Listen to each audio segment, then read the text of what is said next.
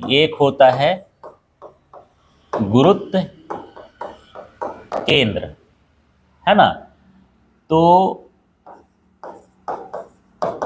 वह बिंदु जहां पर सभी बल शून्य हो, सभी बल आघूर्ण शून्य हो,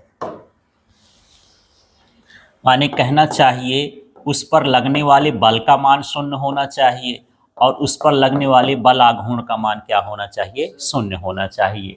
तो हम उसको क्या बोलते हैं, गुरुत्व केंद्र। गुरुत्व केंद्र ऐसा है, ये द्रव्यमान केंद्र से ही मिलता जुलता है। हो सकता है कि द्रव्यमान केंद्र और गुरुत्व केंद्र एक ही बिंदु हो, और हो सकता है कि अलग। जैसे मेरे हाथ में ये पेन है, ये संतुलन कर रहा हूँ, ये क्या इधर उधर लटक रही है, घूम रही है, तो इस पर लगने वाले बल का मान कितना है, शून्य। घूम नहीं रही है तो बल आघूर्ण का मान भी क्या है, शून्य है। और यहाँ पर ये संतुलन की अवस्था में हो गया, तो इसका गुरुत्व केंद्र ये कहला गया, जहाँ पर बल का मान भी शून्य है, बल आघूर्ण का मान शून्य है। यदि मैं द्रव्यमान केंद्र की बात करूं तो द्रव्यमान केंद्र भी यही है और गुरुत्व केंद्र भी यही है। द्रव्यमान केंद्र जो है वस्तु के द्रव्यमान को बताता है, गुरुत्व केंद्र वस्तु पर लगने वाले बल और बल आघूर्ण को बता रहा है।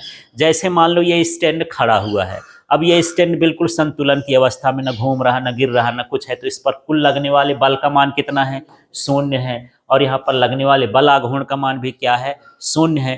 तो जिस बिंदु पर बल और बल आघूर्ण का मान शून्य होगा वो बिंदु क्या कहलाएगा, उसका गुरुत्व केंद्र कहला जाएगा।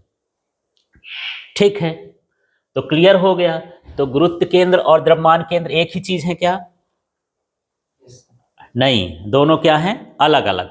द्रव्यमान केंद्र वह बिंदु है जहां पर वस्तु का समस्त द्रव्यमान केंद्रित होता है, और गुरुत्व केंद्र वह बिंदु है जहां पर लगने वाले सभी बल का मान शून्य होता है और बल आघूर्ण का मान शून्य होता है। वो क्या कहलाता है, गुरुत्व केंद्र कहलाता है। कुछ वस्तुओं में यदि बराबर वस्तुएं हैं तो उनका गुरुत्व केंद्र और द्रव्यमान केंद्र एक ही होगा। जैसे मान के चलो ये इस तरह का कोई पत्थर है ना, तो हो सकता है कि इसका जो द्रव्यमान केंद्र हो यहाँ हो और गुरुत्व केंद्र यहाँ हो।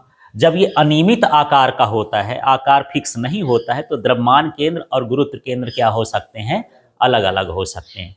लेकिन एक पट्टी टाइप की हो, एक सीधा हो, बराबर हो, तो मान लो यहाँ पर है तो ये इसका गुरुत्व केंद्र भी रहेगा और इसका ये द्रव्यमान केंद्र भी रहेगा। ठीक है।